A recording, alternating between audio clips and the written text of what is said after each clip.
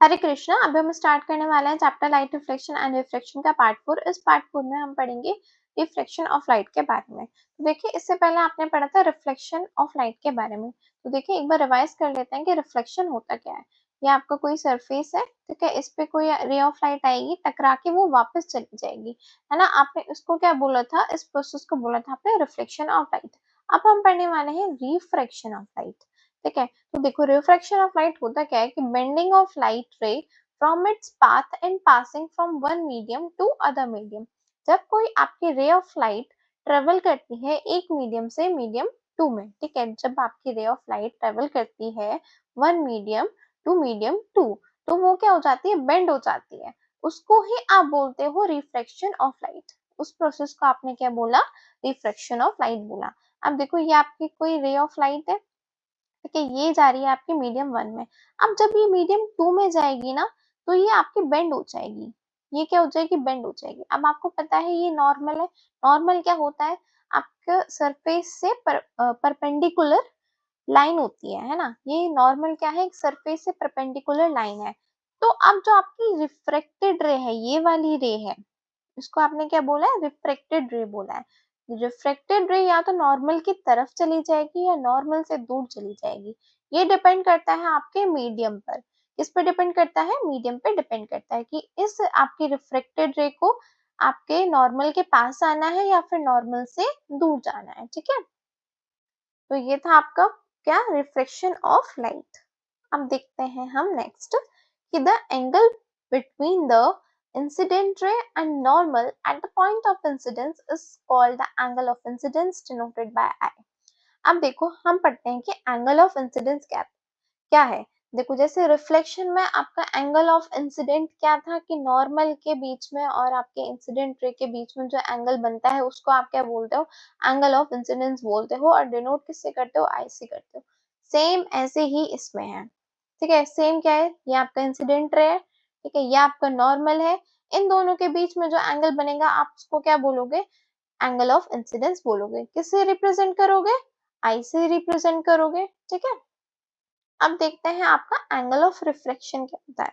तो देखो, ये आपका नॉर्मल है, ये आपकी रिफ्रेक्टेड रे है। रिफ्रेक्टेड रे आपने देखो, वहां रिफ्लेक्शन में बोलते हो आप रिफ्लेक्टेड रे, ठीक है, यहाँ बोलोगे आप रिफ्रेक्टेड रे, ठीक है। रिफ्रेक्टेड रे क्यों बोलोगे, क्योंकि ये बेंड हो रही है आपकी, ठीक है। मीडियम टू में क्या हो रही है, ये बेंड हो रही है, इसलिए आपने इसको बोला रिफ्रेक्टेड रे बोला है, ठीक है। अब देखो, जो नॉर्मल के आपके और रिफ्लेक्टेड रे के बीच में एंगल बन रहा है उसको आपने बोल दिया एंगल ऑफ रिफ्रैक्शन, ठीक है। तो देखो, लिखा क्या है इसमें कि the angle between the reflected ray and the normal at the point of incidence is called the angle of reflection denoted by R. ये आपका एंगल ऑफ रिफ्लेक्शन, ये आपका एंगल ऑफ इंसिडेंट, ठीक है। अब हम नेक्स्ट देखते हैं। हाँ, इसमें एक और चीज कि देखो, ये आपका एयर क्या है इसमें, ये जो एयर है ये आपकी मीडियम वन है, ठीक है। ये क्या है, मीडियम वन है। ये ग्लास क्या है, आपका मीडियम टू है, ठीक है। ये आपका मीडियम टू है। इसमें क्या हुई है, आपकी रे ऑफ लाइट मीडियम वन से यानी कि एयर से, यहाँ एयर है, ठीक है, एयर से आपकी कहाँ चली गई, मीडियम टू में चली गई, यानी कि कहाँ चली गई, ग्लास में एंटर हो गई आपकी रे ऑफ लाइट। तो आप इसमें क्या हुआ, इंसिडेंट रे और रिफ्लेक्टेड रे कैसे आपका, कि जो आपकी रे ऑफ लाइट है वो ट्रेवल करी है आपके एयर से ग्लास में, मीडियम वन से मीडियम टू में। एयर हो गया आपके मीडियम वन और आपके ग्लास हो गए मीडियम टू। अब देखो, ग्लास जो है आपका डेंसर मीडियम है। ग्लास क्या है, डेंसर मीडियम है एज कंपेयर टू एयर, इसलिए जो आपकी रिफ्लेक्टेड रे है ना वो बेंड हो गई है आपके नॉर्मल की तरफ, ठीक है। वो क्या हो गए, नॉर्मल की तरफ बेंड हो गए। देखो, इसको हम यहाँ समझते हैं कि if the refracted ray bend toward the normal, ये आपकी रिफ्लेक्टेड रे है, अगर वो बेंड हो जाएगी toward the normal, then the second medium is said to be a denser. Second medium को आप क्या कहोगे, डेंसर मीडियम कहोगे compare to then the first medium, ठीक है। But if the reflected ray bend away from the normal, then the second medium is said to be rare medium than the first medium। तो देखो, first case देखते हैं आपका first case में क्या है आपका मीडियम 1 जो है रेयर है, ठीक है, मीडियम 2 आपका डेंसर है। तो जो आपकी इंसिडेंट रे है जब आपके किस में जाएगी, मीडियम 2 में जाएगी, तो अब आपकी ये क्या हुई है, डेंसर मीडियम में आ गई है, रेयर मीडियम से क्या है डेंसर मीडियम में आई है। तो जो आपकी रिफ्रेक्टेड होगी ना, रिफ्रेक्टेड रे होगी वो नॉर्मल की तरफ आ जाएगी। इसमें क्या हुआ है, इंसिडेंट रे को देखो ऐसे जाना था ना, इस रे को ऐसे जाना था, पर इसने क्या किया, ये ऐसे चली गई, बेंड हो गई, किसकी तरफ बेंड हो गई है, नॉर्मल की तरफ बेंड हो गई है, ठीक है। तो आपका जो सेकंड मीडियम है वो कैसा हो गया, आपका डेंसर मीडियम हो गया। लेकिन अगर आपके रे ऑफ लाइट को ट्रेवल करना हो डेंसर मीडियम से रेयर मीडियम में, ठीक है, मीडियम 1 क्या है इसमें डेंसर है, मीडियम 2 क्या है इसमें रेयर है। अब ये इंसिडेंट रे है आपकी, इसको जाना था ऐसे, लेकिन अब ये जाएगी ऐसे। क्यों जाएगी, क्योंकि आपका मीडियम 2 क्या है रेयर मीडियम है, ठीक है। नॉर्मल से क्या हो गई है, दूर भाग गई है ना। नॉर्मल से क्या, नॉर्मल तो यहाँ है, नॉर्मल से क्या हो गई, दूर भाग गई है, ठीक है। क्यों भागी है, क्योंकि आपका जो मीडियम 2 है वो क्या है, रेयर मीडियम है। तो अगर रे ऑफ लाइट आपकी ट्रेवल करी from rare medium to denser medium, तो जो आपकी रिफ्रेक्टेड रे है वो आपके किस टूवर्ड द नॉर्मल आ जाएगी। लेकिन अगर रेयर आपकी रे ऑफ लाइट ट्रेवल करे डेंसर मीडियम से रेयर मीडियम में, तो जो आपकी रिफ्रेक्टेड रे है वो बेंड हो जाएगी अवे फ्रॉम द नॉर्मल, ठीक है। अब हम नेक्स्ट देखते हैं कि इफ द रे of light which is incident normally on the surface separating the two media suffer no change in its path। देखो अगर आपकी कोई रे ऑफ लाइट नॉर्मली आती है, नॉर्मली यानी कि 90 डिग्री आती है उस सरफेस से जो कि सरफेस आपके मीडियम 1 को और मीडियम 2 को क्या कर रहा हो, सेपरेट आउट कर रहा हो, सेपरेट कर रहा हो, है ना। ये आपका क्या है, सरफेस है जो कि किसको, मीडियम 1 को और मीडियम 2 को सेपरेट कर रहा है। अब ये आपकी एक रे ऑफ लाइट है, ये इस पे कैसे आई है, 90 डिग्री का एंगल बना के आई है, यानी कि नॉर्मली आई है। तो जैसे ये आ रही है ना, ये वैसे ही जाएगी, ये सीधी आ रही है तो ये सीधी ही जाएगी आपके मीडियम 2 में, इसमें कोई बेंडिंग वेंडिंग नहीं होगी, ठीक है। तो ये था आपका एक केस, किसमें, रे ऑफ लाइट अगर इंसिडेंट होती है आपकी नॉर्मली, तो जो आप उसमें कोई भी चेंज नहीं होता है उसके पाथ में, ठीक है। अब हम पढ़ते हैं कुछ लॉज। देखो आपने कुछ पढ़े थे रिफ्लेक्शन के लॉ, ठीक है, रिफ्लेक्शन के भी दो नियम होते हैं, रिफ्रैक्शन के भी आपके 2 लॉज होते हैं। पहला नियम दोनों का ही सेम है कि जो आपकी इंसिडेंट रे है, रिफ्रैक्टेड रे है और नॉर्मल है, वो दोनों ही, वो तीनों ही क्या करेंगे, सेम प्लेन पर लाई करेंगे, ठीक है। सेम एज कैसा है, आपके रिफ्लेक्शन की तरह है कि आपकी इंसिडेंट रे, रिफ्रैक्टेड रे, नॉर्मल, और आपके तीनों ही ये क्या करेंगे, सेम प्लेन पर लाई करेंगी। अब हम देखते हैं सेकंड लॉ। क्या देखते हैं, सेकंड लॉ। देखो सेकंड लॉ को आप बोलते हो स्नेल्स लॉ, सेकंड लॉ को बोलते हो आप स्नेल्स लॉ। देखो इसमें क्या होता है, एंगल ऑफ इंसिडेंस को आप किससे रिप्रेजेंट करते हो, आई से करते हो, है ना। एंगल ऑफ रिफ्रैक्शन को करते हो आप आर से। तो अगर हम इनका sine I upon sine R करें, क्या sine I upon sine R करें, तो आपको एक कांस्टेंट मिलता है जिसको आप बोलते हो रिफ्रैक्टिव इंडेक्स, जिसको आप क्या बोलते हो, रिफ्रैक्टिव इंडेक्स बोलते हो, ठीक है। ये आपका रिफ्रैक्टिव इंडेक्स, रिफ्रैक्टिव इंडेक्स किसका, आपके सेकंड मीडियम का with respect to the first medium. Refractive index किसका, आपका सेकंड मीडियम का with respect to the first medium, ठीक है। ये कांस्टेंट आपका क्या है, एक रिफ्रैक्टिव इंडेक्स है सेकंड मीडियम का with respect to medium first, ठीक है। लेकिन अगर हमें देखो रिफ्रैक्टिव इंडेक्स ऑफ 1 लिखना हो, ये तो आपका refractive index of second medium है with respect to first medium, लेकिन आपको लिखना हो refractive refractive index of medium 1 with respect to medium 2। देखो आप इसको कैसे लिखोगे, ऐसे लिखोगे, ये आपका रिफ्रैक्टिव इंडेक्स हो गया। अब लिखना है आपको मीडियम 1 का, तो मीडियम 1 लिख दो यहाँ पे, विद रिस्पेक्ट टू मीडियम 2 लिखना है, मीडियम 2 लिख दो यहाँ पे, ठीक है। ये क्या है, आपका रिफ्रैक्टिव इंडेक्स है। अब हम नेक्स्ट देखते हैं। देखो ये तो आपने क्या पढ़ा, लॉस पढ़े रिफ्रैक्शन के पहला लॉ क्या कहता है कि जो आपका इंसिडेंट रे है, रिफ्लेक्टेड रे है, नॉर्मल है, सेम प्लेन पर लाई करेंगे। दूसरा नियम कहता है कि जो आपका sine I upon sine R है वो एक कांस्टेंट होगा, जिसे आप बोलोगे रिफ्रैक्टिव इंडेक्स, जिसे आप क्या बोलोगे, रिफ्रैक्टिव इंडेक्स बोलोगे, ठीक है। और इसको आप क्या बोलते हो, स्नेल्स लॉ भी बोलते हो। अब हम पढ़ते हैं कॉज ऑफ रिफ्रैक्शन। क्या पढ़ेंगे, कॉज पढ़ेंगे रिफ्रैक्शन के। रिफ्रैक्शन होता क्यों है, आपकी लाइट रे ऑफ लाइट बेंड क्यों होती है। तो देखो, the refraction of light occur because light travel with different speed in different media. देखो, लाइट आपकी डिफरेंट स्पीड से ट्रेवल करेगी एयर में, डिफरेंट स्पीड से ट्रेवल करेगी आपकी किसमें, केरोसिन में, डिफरेंट स्पीड ही उसकी होगी किसमें, आपके ग्लास में, डिफरेंट स्पीड होगी आपकी किसमें, वाटर में। तो हर एक मीडियम में लाइट की होगी डिफरेंट डिफरेंट स्पीड। यही कारण है उसके रिफ्रैक्शन का, ठीक है, यही कारण है उसके रिफ्रैक्शन का। क्या, कि डिफरेंट स्पीड से जो है आपकी लाइट ट्रेवल करती है डिफरेंट मीडिया में, ठीक है। देखो, अब हम पढ़ेंगे एब्सोल्यूट रिफ्रैक्टिव इंडेक्स। अभी आपने रिफ्रैक्टिव इंडेक्स का फॉर्मूला पढ़ा था ना, कि sine I upon sine R होता है, ठीक है, जिसको आप क्या बोलते हो, स्नेल्स लॉ बोलते हो, ठीक है। अब हम पढ़ने वाले हैं एब्सोल्यूट रिफ्रैक्टिव इंडेक्स। तो एब्सोल्यूट रिफ्रैक्टिव इंडेक्स होता है आपका of the medium is defined as the ratio of the speed of light and the vacuum to the speed of light in medium। देखो, रिफ्रैक्टिव इंडेक्स क्या होता है आपका, refractive index होता है speed of light in air upon speed of light in vacuum, ठीक है। तो speed of light in air जो आपकी होती है वो होती है आपकी 3 into 10 to the power 8 milli, आपका सॉरी, मीटर सेकेंड।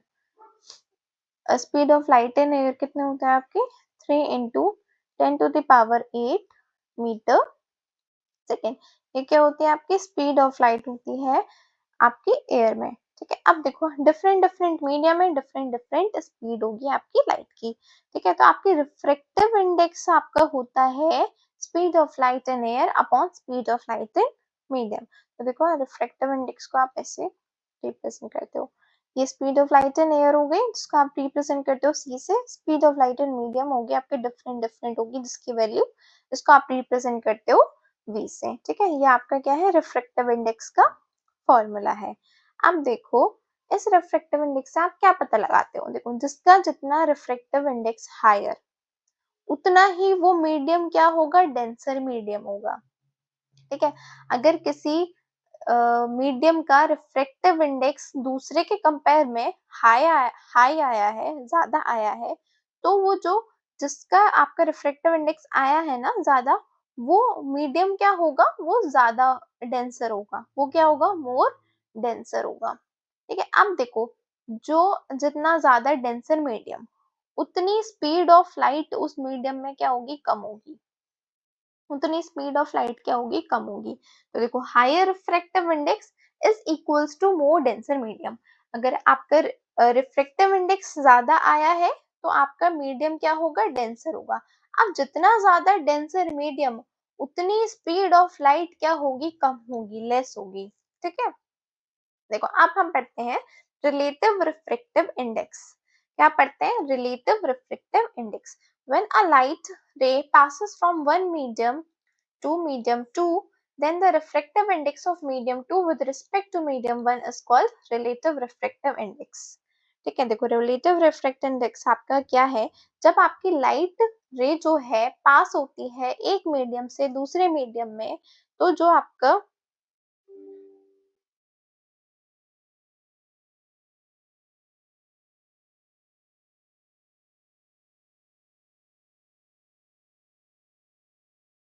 तो चलिए अब देखते हैं रिलेटिव रिफ्रैक्टिव इंडेक्स। देखो, व्हेन अ लाइट रे passes from medium 1 to medium 2, then the refractive index of medium 2 with respect to medium 1 is called relative refractive index।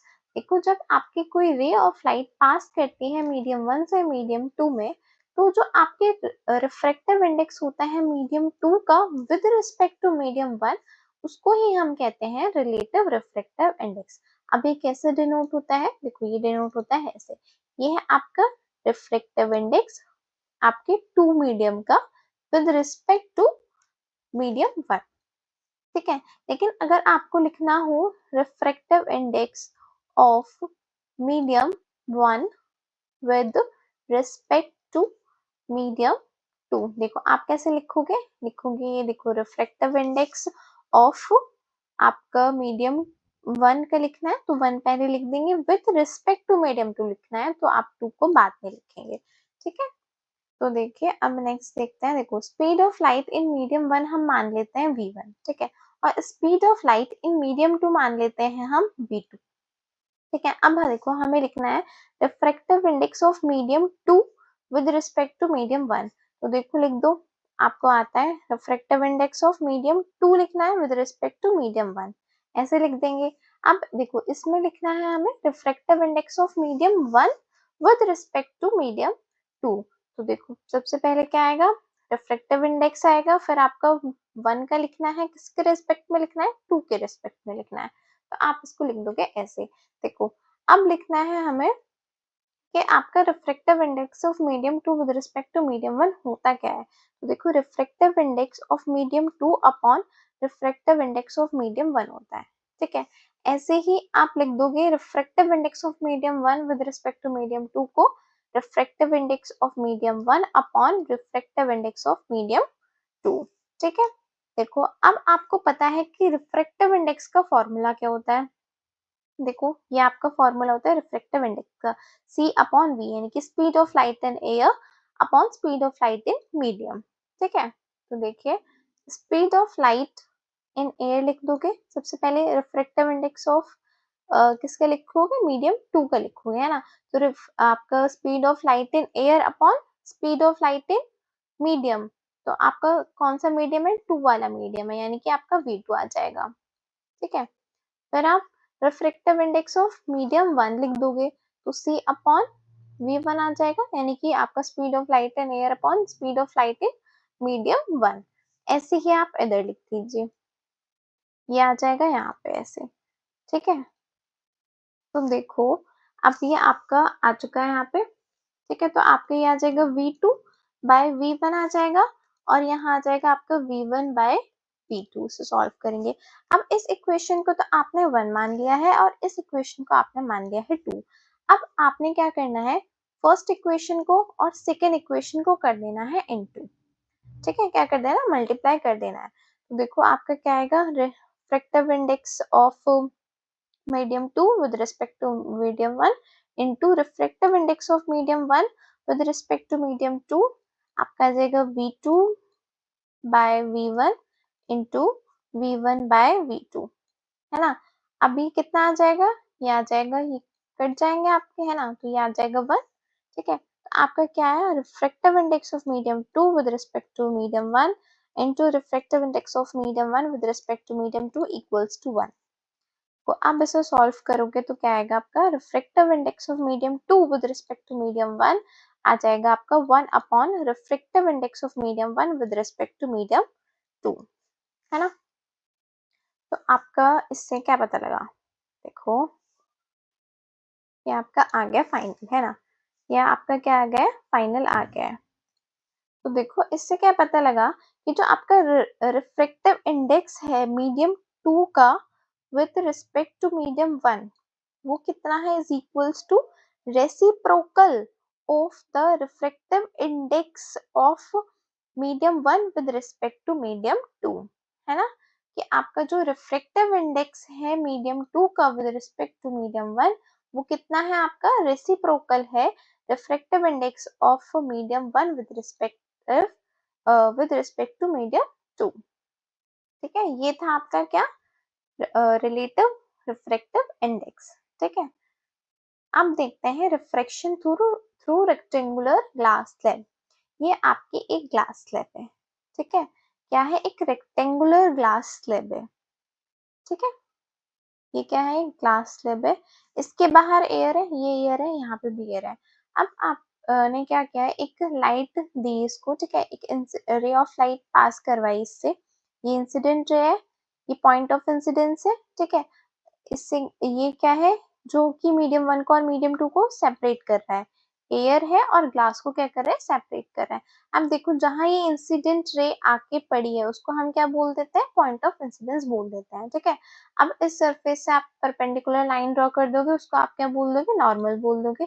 तो इस वाले नॉर्मल को हमने बोल दिया है एन, ठीक है, इस वाले नॉर्मल को हमने बोल दिया है एन। अब देखो इंसिडेंट रे को पास तो ऐसे होना था, है ना, ऐसे सीखते जाना था, लेकिन क्या हुआ है, एयर से ये आई है ग्लास में, तो ग्लास क्या है आपका, एक डेंसर मीडियम है। अब डेंसर मीडियम में क्या होती है, आपकी जो रिफ्रेक्टेड रे होती है वो टूवर्ड द नॉर्मल आ जाती है, तो ये नॉर्मल के पास आ जाएगी, ठीक है। ये आपकी रिफ्रेक्टेड रे है वो नॉर्मल के पास आ जाएगी, ठीक है, इसे बोल दिया आपने रिफ्रेक्टेड रे। अब ये रिफ्रेक्टेड रे आ रही है, अब इसको क्या करना है, इसको इस ग्लास स्लैब के बाहर जाना है। क्या करना है, ग्लास स्लैब के बाहर जाना है, यानी कि ग्लास से एयर में जाना है। अब ग्लास तो आपका एक डेंसर मीडियम है और एयर क्या है, एक रेयर मीडियम है, यानी कि अब एयर आपकी सॉरी आपकी लाइट ट्रेवल करेगी ग्लास टू एयर, यानी कि डेंसर मीडियम से रेयर मीडियम में, ठीक है। सेम आपकी रिफ्रेक्टेड रे आ रही है, अब इसको क्या जाना है, इसको बाहर जाना है। अब ये आपका पॉइंट ऑफ इंसिडेंस है, तो आप क्या करोगे, यहाँ नॉर्मल ड्रॉ कर लोगे एक, ठीक है।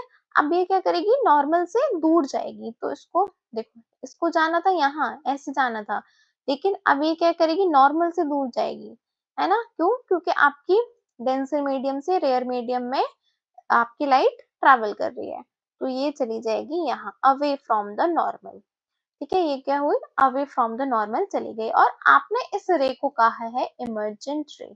क्या कहा है इसको, इमर्जेंट रे। पहले क्या कौन सी रे आई थी आपकी, इंसिडेंट रे, फिर ग्लास स्लैब के अंदर जो रे थी उसको आपने बोला रिफ्लेक्टेड रे, अब ग्लास स्लैब के जो बाहर रे निकली है उसको आपने क्या बोला है, इमर्जेंट रे बोला है, ठीक है। अब देखो नॉर्मल और आपके इंसिडेंट के बीच में, ये आपका नॉर्मल है ना, नॉर्मल और ये इंसिडेंट के बीच में जो एंगल बन रहा है उसको आपने क्या बोला है, एंगल ऑफ इंसिडेंस बोला है, ठीक है। दूसरा जो आपका एंगल है, एंगल ऑफ रिफ्रेक्टेड एंगल जो है आपका नॉर्मल के बीच में और रिफ्रेक्टेड रे के बीच में जो एंगल है उसको आपने बोला है एंगल ऑफ रिफ्रेक्शन। ये आप किससे रिप्रेजेंट कर रहे हो, R1 से, ठीक है। दूसरा एंगल जो यहाँ पे बन रहा है आपके नॉर्मल के बीच में और ये वाले आपके रिफ्लेक्टेड रे के बीच में, उसको क्या बोला है आपने, R2 बोल दिया।